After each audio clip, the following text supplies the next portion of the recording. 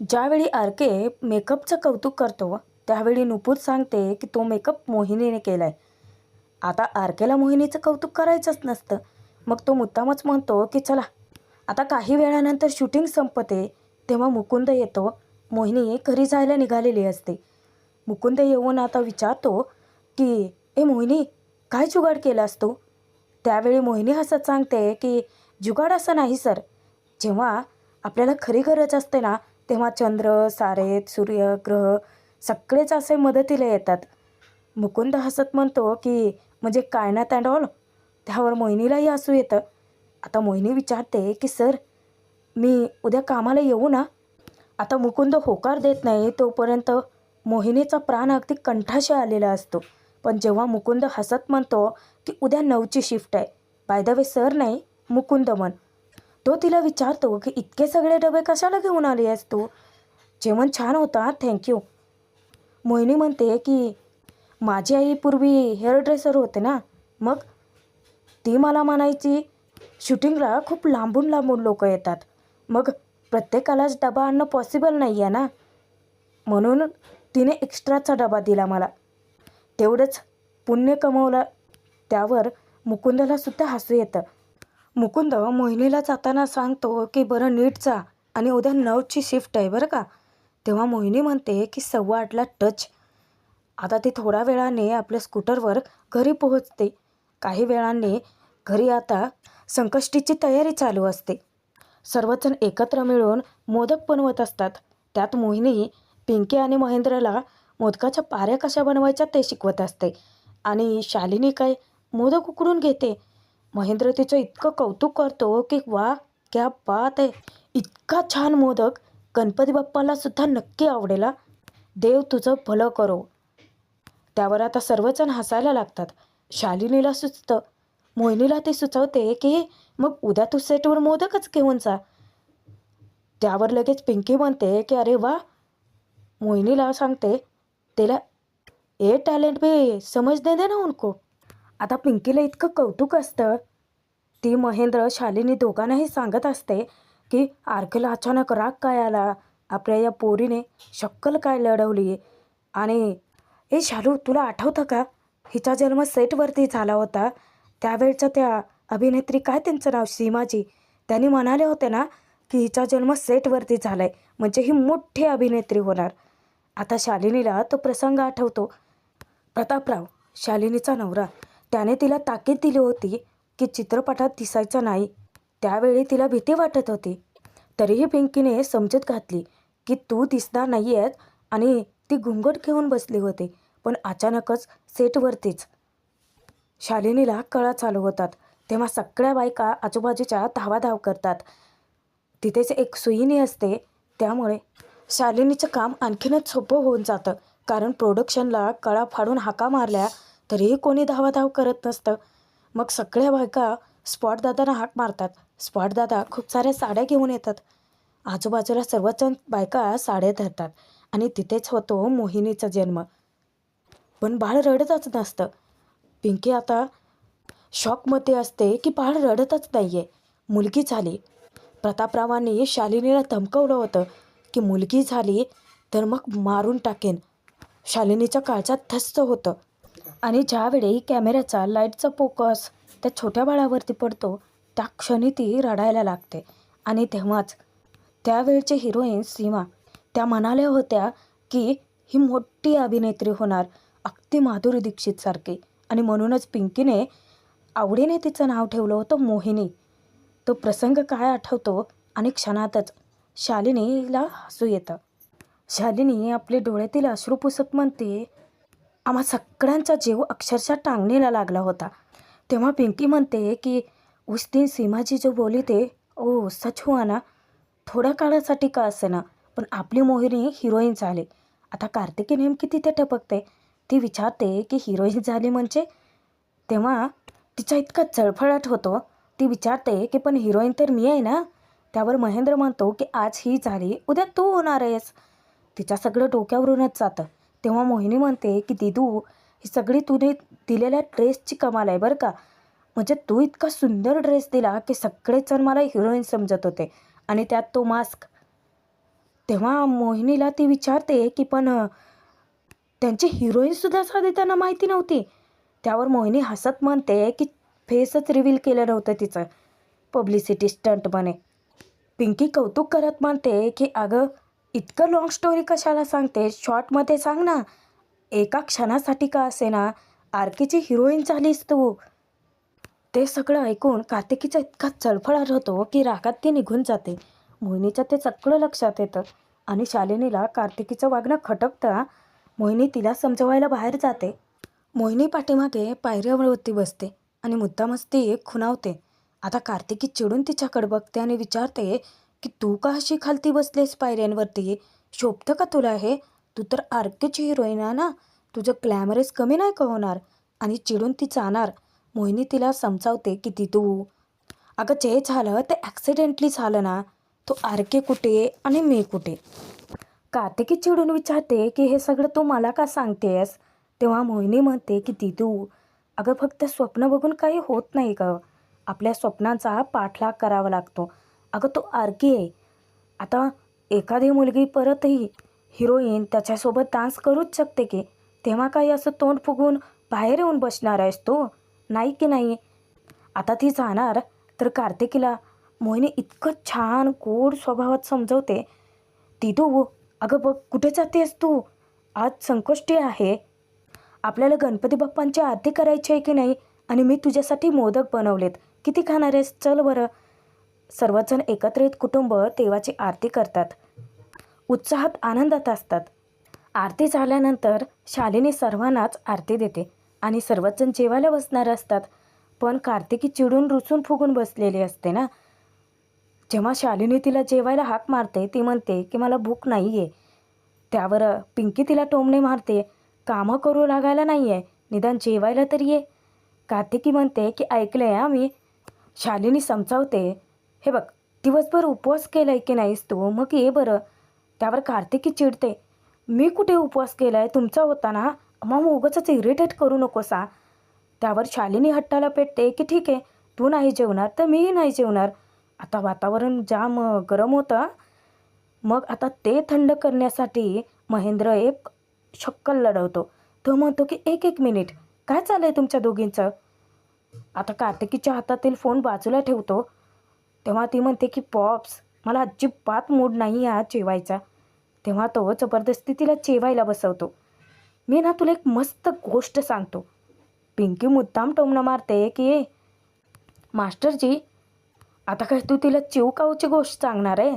त्यावर महेंद्र म्हणतो की गोष्ट अशी नाही, गेम खेळूयात.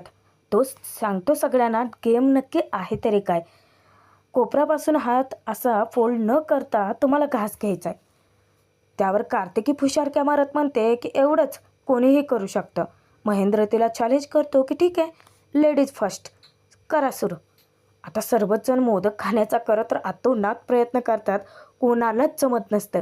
सगळ्यांची महेंद्र टिंगल उडवत असतो, एकमेकांशी चिडवणूक करत सर्वजण हसत खिदळत असतात. आता पिंकीने तर भलतंच मार्ग काढलेला असतो, वरून असं ती मोदक टाकणार असते तोंडात. तेव्हा तिला जाम भारी वाटत असतं की तिला जमलं. पण तेव्हा महेंद्र तिला विचारतो की पिंकी वरण भात कसा खाशील? तेव्हा सगळेच जण इतके हसत सुटतात. खरं तर महेंद्रने सर्वांचाच मूड छान केलेला असतो, त्यात कार्तिकीही हसत मिसळलेली असते. शालिनी म्हणते की काहीतरीच तुमचं मुलींनो, उगाच नादी नको लागू यांच्या. महेंद्र म्हणतो की अरे करा करा, विचार करा, शोचो शोचो, एक मस्त शॉट येईल. आणि तेव्हाच मोहिनीची दिमाग पत्ती जलत्या.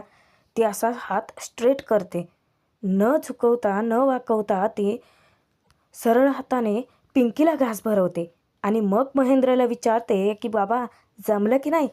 हां, आत्ता कुठे सगळ्यांच्या डोक्यात प्रकाश पडतो की हे कोडं नक्की सोडवायचं कसं होतं. त्यावेळेसच महेंद्र म्हणतो की आता हा असाच घास प्रत्येकाने प्रेमाने एकमेकांना भरवायचा.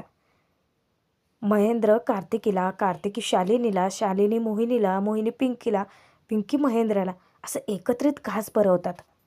आता मोहिनीचं कुटुंब जसं आनंदित असतं, एकत्रित असतं, त्यापेक्षा आरकेचं आयुष्य पूर्णपणे वेगळं आहे. त्याच्यासाठी आता मस्त असं जणू काही पंचपक्वान्न खूप सारे पदार्थ बनवलेले असतात. नोकर त्याच्या आजूबाजूला असतात. त्याच्या आईशी तो फोनवरती बोलतो. तो विचारतो, चौकशी करतो की तू कधी येणार आहेस? तेव्हा त्याची आई सांगते की यात्रा पूर्ण झाली की येईनच. ती विचारते की जेवतोयस का? जेवलास का? तेव्हा आर.के. सांगतो की हो, जेवायला बसलोच होतो. जेव्हा तो फोन ठेवून देतो, पहिला घास खातो आणि ज्या वेळेस दुसरा घास खायला जातात, त्याचं लक्ष समोर जातं. त्याचे बाबा अचानकच त्याच्या समोर येऊन बसलेले असतात. पण त्याच्या डोक्यात इतका राग असतो, तो जोराचे हात आदळत त्याच्यावरती वचकतो की आले कसे काय इथे? नोकरांवरती चिडचिड करतो की हे इथे कसे काय आले? काय बाप आहे! तुम्हा सगळ्यांना माहिती आहे ना की मला यांचा चेहरा बघायलाही आवडत नाही. इतकी चिडचिड करत असतो, सगळ्या वस्तू इकडे-तिकडे फेकून देतो. इतक्यातच त्याचा असिस्टंट बंटी धावत येतो. तो माफी मागतो की "सर प्लीज शांत व्हा. मी घेऊन जातो बाबांना." पायऱ्यापर्यंत तो घेऊन जातो आणि आर.के.च्या बापाला समजावतो की "बाबा सॉरी. प्लीज समजून घ्या. तो मुलगा आहे तुमचा." आर.केला तो जेवायला सांगतो, पण आर.के तणतणतच निघून जातो. सर्वच जण नोकर आग्रह धरतात, पण आर.केला आता खाण्यातही इंटरेस्ट नसतो. बंटीला खरं तर आर.केच्या नशिबावर हसू येतं. वाईट वाटतं. दया येते त्याच्यावरती बरं का. बंटी स्वतःशीच बडबडतो, एवढा मोठा सुपरस्टार आहे, पण सोबत एक हक्काचा माणूस नाही आहे. नशीब इतकं छान आहे, पण नशिबात सुखाचे 2 घास नाही आहेत. म्हणतात ना, मोठं घर आणि पोकळ वासा. इकडे पिंकी धावतच आलेली असते. मोहिनीचं कौतुक सोहळा चालू करते की ती किती फेमस झाली आहे. ज्यावेळेस ती न्यूज चेक करते मोहिनी, तेव्हा तिथे कार्तिकी येते आणि न्यूजमध्ये सांगितलेलं असतं की आर.के.सोबत घडला आहे एक विचित्र प्रसंग. हिरोईन समजून मेकअप आर्टिस्टसोबतच डान्स केला. पण आर.के. इतका भारी माणूस आहे की सगळी परिस्थिती त्याने सावरली. चुकून का असेना, परंतु त्या मुलीला आर.के.ची हिरोईन होण्याचा एक चान्स मिळाला. खरंच किती नशिबवान असेल ना ती मुलगी. आता कार्तिकीचा जळफळाट इतका वाढतो मोहिनीबद्दलचा, तो राग तिच्या चेहऱ्यावर मोहिनीला स्पष्ट दिसत असतो. पिंकीचं तर भलतंच चालू असतं. ती मोहिनीसोबत डान्स करत असते. पण मोहिनीला आता इतकं तडपण येतं, कार्तिकीला समजवायचं असतं. मुद्दामच ती म्हणते की "अत्तू, दी, अगं मूर्खपणा आहे सगळा." उलट पिंकी मोहिनीलाच दटावते की "डोक्यात पाणी झाले का गं तुझ्या? अगं, हे तर तुझं खैरात में मिला आहे. मी ना व्हायरलच करणार आहे." पिंकी ऐकत नाही, निघून जाते. पण मोहिनीला इतकं टेन्शन येतं, कार्तिकीला समजवायचं कसं? आता कार्तिकी चिडते, लाईट बंद करते आणि झोपायला जाते. मोहिनीसुद्धा तिला समजावण्याचा प्रयत्न करते हां, पण कार्तिकीला ऐकूनच घ्यायचं नसतं. मोहिनी तिच्या अंगावरती पांघरून घालते, पण कार्तिकी हिसक्याने ते फेकून देते. आता जेव्हा कार्तिकी तिच्या बाजूला कूस ओढून झोपते, मोहिनीला पाहताच ती ओरडते की "तू लाईट बंद कर ना यार.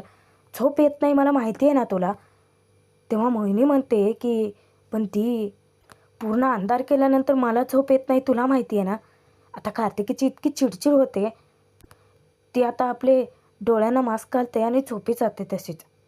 मोहिनी कार्तिकीची समजूत घालते की "दिदू, नको ना इतकी नाराज होऊ. शेवटी मला कोणी तिथे उभं करणार आहे का सांग बरं. मला जाऊन तिथे फक्त मेकअपच करायचा आहे." असं मोहिनीला जरी वाटत असतं, तरी पुढे तिचं नशीब फळफळणारच असतं. आता कार्तिकीला ती आठवण करून देते की "दिदू, उद्या आपल्या टी-वायचा रिझल्ट आहे."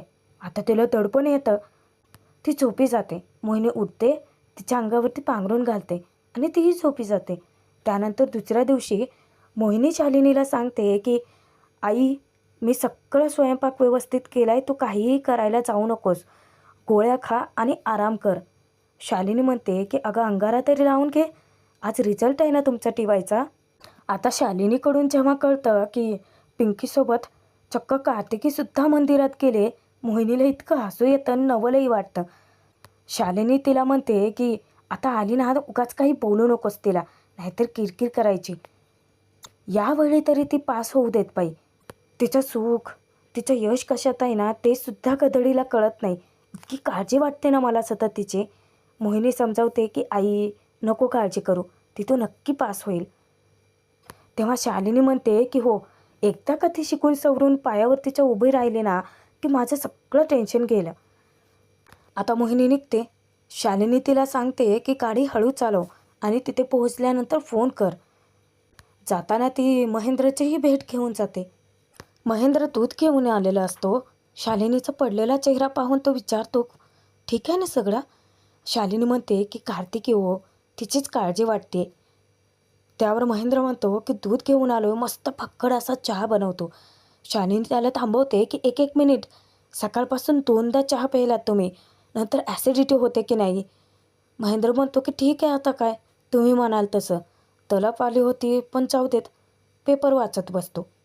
महेंद्र इतका नाराज होतो, तो म्हणतो की यापेक्षा शूटिंगचा सेटच बरा.